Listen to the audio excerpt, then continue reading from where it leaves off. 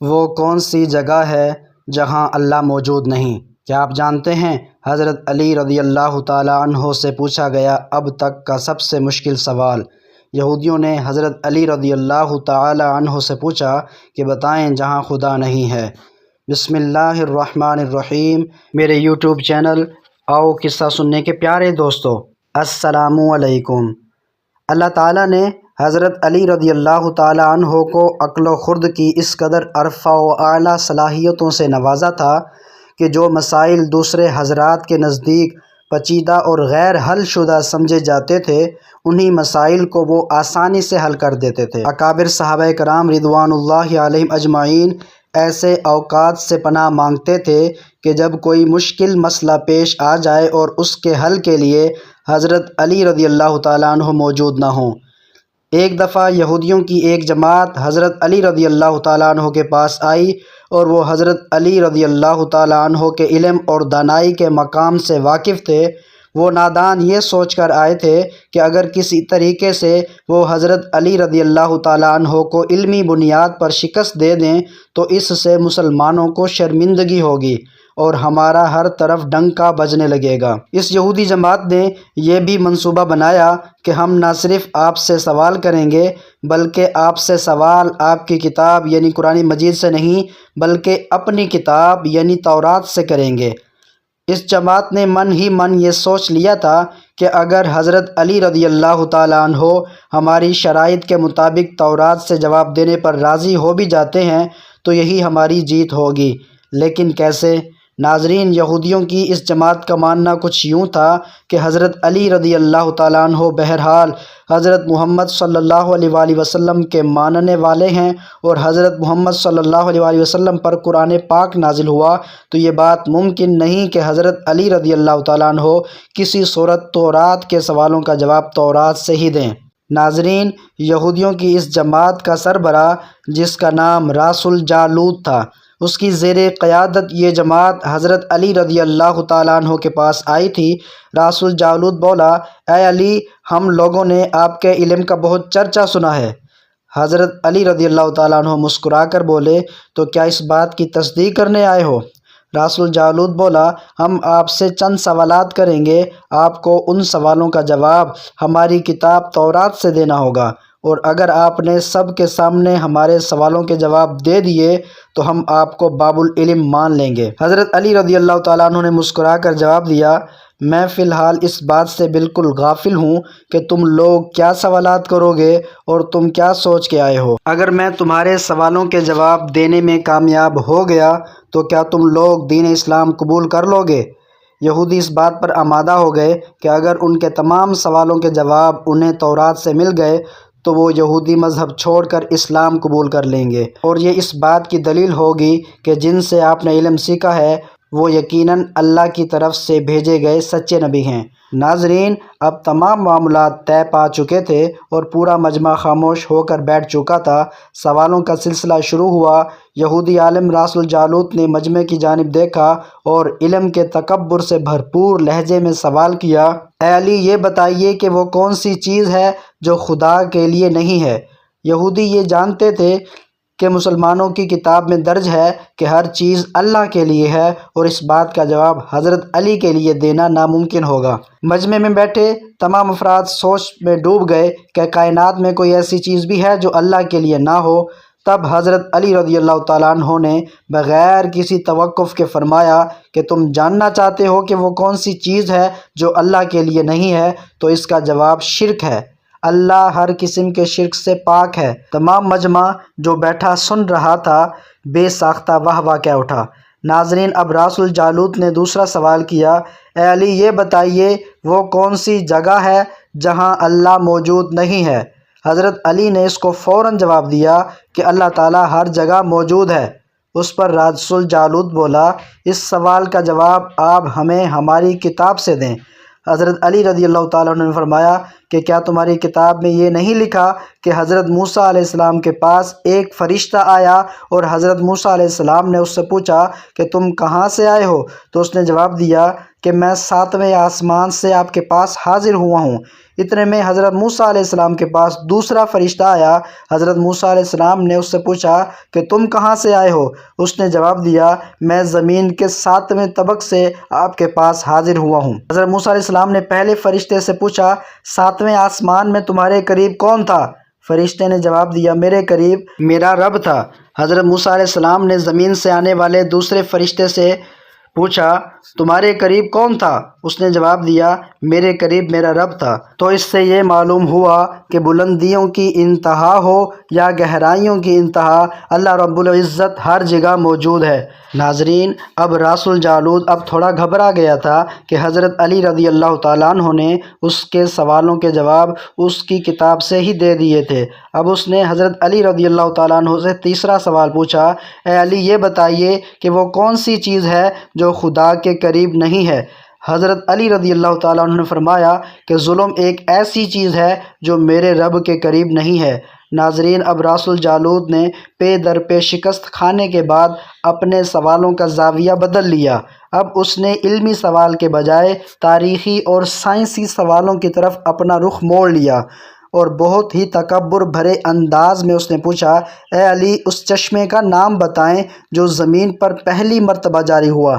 حضرت علی رضی اللہ تعالیٰ عنہ بولے کہ اس چشمے کو چھوڑو، پہلے یہ بتاؤ کہ تمہارے دل میں کیا ہے، اور تمہارے دل میں یہ ہے کہ وہ چشمہ بیت المقدس کی ایک چٹان کے نیچے ہے۔ راس الجالوت کے منہ سے بے ساختہ ہاں نکلا تو حضرت علی بولے کہ آج اپنی اصلاح کر لو، کیونکہ زمین پر بہنے والا پہلا چشمہ وہ نہیں جسے تم لوگ سمجھتے ہو، بلکہ زمین پر بہنے والا پہلا چشمہ وہ ہے جس سے حضرت خضر علیہ السلام نے پانی پیا، اور یہی وہ چشمہ ہے جس سے آب حیات جاری ہوا۔ ناظرین، راس الجالوت اب مزید گھبرا گیا تھا۔ اس نے اس گھبراہٹ میں حضرت علی رضی اللہ تعالیٰ عنہ سے ایک اور تاریخی سوال کیا، اے علی یہ بتائیے کہ وہ کون سا پتھر ہے جو آسمان سے پہلی دفعہ اتارا گیا؟ حضرت علی رضی اللہ تعالیٰ عنہ نے جواب دینے سے پہلے ایک جملہ کہا، یقیناً تم لوگوں کے ذہنوں میں پہلا پتھر وہ ہے جو بیت المقدس میں نصب ہے، لیکن تم اس بات کو کیوں بھول جاتے ہو کہ خانہ کعبہ بیت المقدس سے کہیں پرانا ہے، اور حجر اسود اس وقت نصب کیا گیا جب خانہ کعبہ پہلی دفعہ تعمیر ہوا تھا، اور وہی پہلا پتھر ہے۔ یہودی آپ کے جوابات سن کر ہمت نہ کر سکے کہ انہیں غلط قرار دیں، کیونکہ آپ ان کے جوابات انتہائی دلیل کے ساتھ دے رہے تھے اور ان کی اصلاح بھی کرتے جا رہے تھے۔ اب کی بار راس الجالوت نے ایک سائنسی سوال پوچھا۔ اس نے پوچھا یہ بتائیے کہ وہ کون سی چیزیں ہیں جو مسلسل کم اور زیادہ ہوتی رہتی ہیں؟ حضرت علی رضی اللہ تعالیٰ عنہ بغیر کسی توقف کے بولے کہ تم اپنے ماہ و سال پر غور کرو تو تمہیں خود ہی اس سوال کا جواب مل جائے گا۔ راس الجالوت نے پوچھا وہ کیسے؟ آپ نے فرمایا کوئی دن اگلے دن کے برابر نہیں ہوتا، اسی طرح گزشتہ رات اگلی رات کے برابر نہیں ہوتی۔ یہی وہ دو چیزیں ہیں جو مسلسل کم اور زیادہ ہوتی رہتی ہیں۔ راس الجالوت نے جواب سن کر حضرت علی رضی اللہ تعالیٰ عنہ سے ایک اور سوال کیا کہ زندہ رہنے کی پہچان سانس لینا ہے، کیا کائنات میں کوئی چیز ایسی بھی ہے جو سانس لیتی ہے مگر زندہ نہیں؟ حضرت علی رضی اللہ تعالیٰ عنہ نے فرمایا کہ صبح جب نکلتی ہے تو سانس لیتی ہے، حالانکہ صبح کے پاس نہ روح ہے نہ جان۔ یہ سن کر وہ جلدی جلدی بولا، اچھا یہ بتائیے کہ دنیا میں وہ کون سی جگہ ہے جہاں سورج کی کرنیں ایک دفعہ تو پڑیں لیکن دوبارہ اس جگہ کبھی سورج کی کرنیں نہیں پہنچ سکیں؟ حضرت علی رضی اللہ تعالیٰ عنہ نے فرمایا ہاں، یہ سمندر کی وہ جگہ ہے جہاں سے حضرت موسیٰ علیہ السلام اور ان کی قوم گزری تھی، اور سمندر اللہ تعالیٰ کے حکم سے دو حصوں میں تقسیم ہو گیا تھا، بس اس قافلے کے گزرتے ہوئے سورج کی کرنیں اس جگہ ضرور پڑی تھیں، لیکن اس کے بعد سورج کی کرنیں کبھی بھی وہاں نہیں پہنچ سکیں۔ ناظرین، جواب پاتے ہی اس نے حضرت علی رضی اللہ تعالیٰ عنہ سے پھر سوال کیا کہ یہ بتائیں کہ وہ کون سی دو چیزیں ہیں جو ہمیشہ غائب رہتی ہیں، اور وہ کون سی دو چیزیں ہیں جو ہمیشہ حاضر رہتی ہیں؟ حضرت علی رضی اللہ تعالیٰ عنہ نے فرمایا کہ آسمان اور زمین کی طرف دیکھو، یہ دونوں تمہیں کبھی غائب نظر نہیں آئیں گی، یہ دونوں ہمیشہ حاضر رہتے ہیں، اور موت اور زندگی کو ڈھونڈو تو تمہیں ان کے بارے میں بھی پتہ نہیں چلے گا کہ وہ کہاں ہیں اور کب آ جاتی ہیں۔ اگلا سوال رسول جالوت نے یہ کیا کہ اے علی، یہ بتائیے کہ وہ کون سی چیز ہے جس کا خالق خود اللہ ہے مگر اس کے بارے میں خود سوال بھی کرتا ہے؟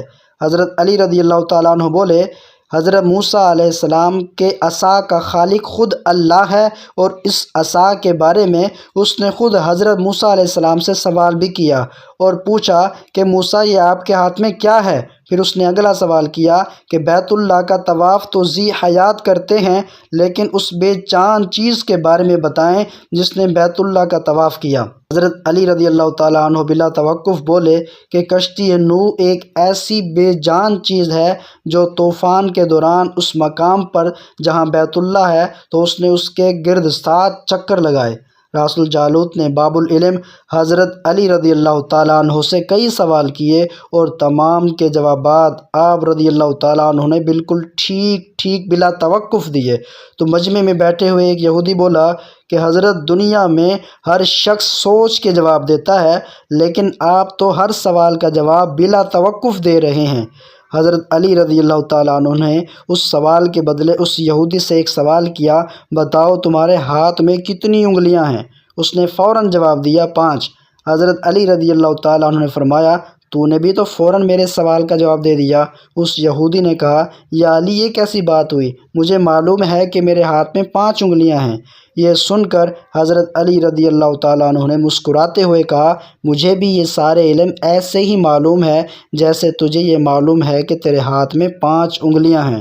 یہودی نادان نہیں جانتے تھے باب العلم کے پاس کائنات کے رازوں کا علم ہے، لیکن جب انہیں تمام سوالات کے جوابات ٹھیک مل گئے تو رسول جالوت سمیت تمام گروہوں نے کلمہ پڑھا اور سب کے سب دائرہ اسلام میں داخل ہو گئے۔ ایک دفعہ ایک شخص نے وصیت کی کہ اس کے 17 اونٹ اس کے تینوں بیٹوں میں اس طرح تقسیم کیے جائیں کہ میرے بڑے بیٹے کو کل تعداد سے آدھے اونٹ ملیں، منجھلے کو کل اونٹوں کا تیسرا حصہ، جبکہ سب سے چھوٹے بیٹے کو کل تعداد کا 9واں حصہ ملے۔ اس شخص کے فوت ہو جانے کے بعد شہر بھر کے صاحبان دانش بیٹھ کر سوچتے رہے کہ وصیت کے مطابق اونٹوں کی تقسیم کیسے کی جائے۔